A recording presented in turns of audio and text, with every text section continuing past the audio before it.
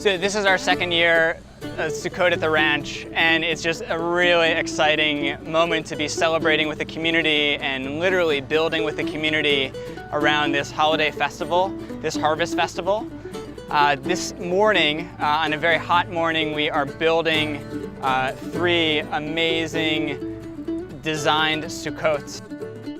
This year we decided to take the next level and create a design competition to encourage designers and architects to reimagine what this ancient temporary structure could look like, and to use that structure as a canvas to tell a narrative of ideas and values and community-based themes. And we had just an astounding response with a celebrated jury to judge the submissions. For this one, I thought this was one of the strongest. 7 sides.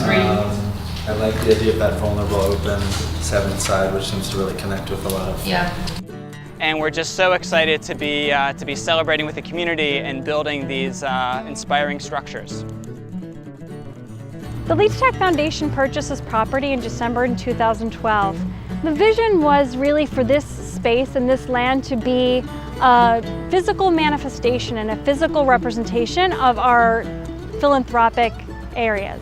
The Leach Tags loved big ideas, they loved creativity, entrepreneurship, and I think they would have been so delighted by what has happened here today. We see so many generations coming together. We knew that Sukkot would be our quintessential holiday. Sukkot's a harvest festival and so resonant with the themes and the strategic priorities of the foundation. Strategic priorities that include hospitality, inclusivity, making a difference in the community. And we're here in the midst of one of our most exciting volunteer projects of the year, the annual Sukkah build, where we are coming together with our neighbors, with our friends, with Jews and non-Jews from all over the community to erect these structures that we will dine in, celebrate in, and really just add joy to our entire Sukkot festival celebration.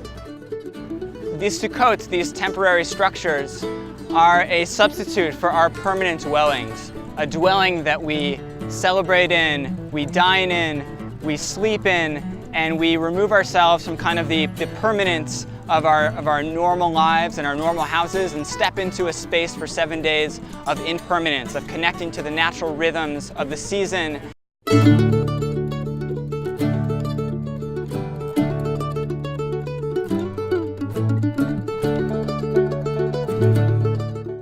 So our Sukkah is actually untitled. It really has more to do with sort of stepping away from your everyday life and appreciating how much you have, understanding the idea of sort of temporary homelessness. The traditional idea is that you're inside the Sukkah structure with your friends and family, and it kind of just makes you understand what's most important in life.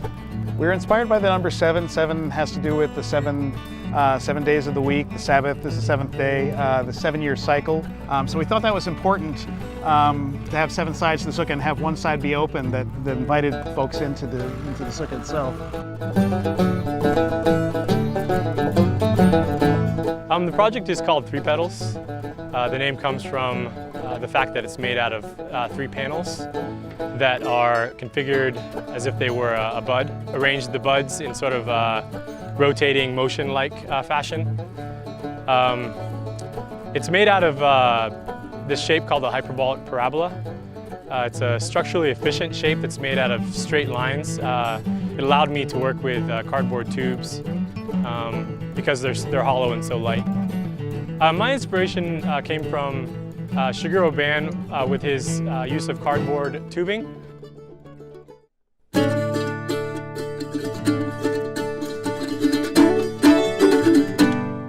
The name of the design is Tension Release, and I was inspired by the theme of the competition this year, which is Shemitah, which translates to release. So you can't have release without tension. The tension is inherent in a few different ways in the design. It's in the materials, it's in the construction, and it's also in the form.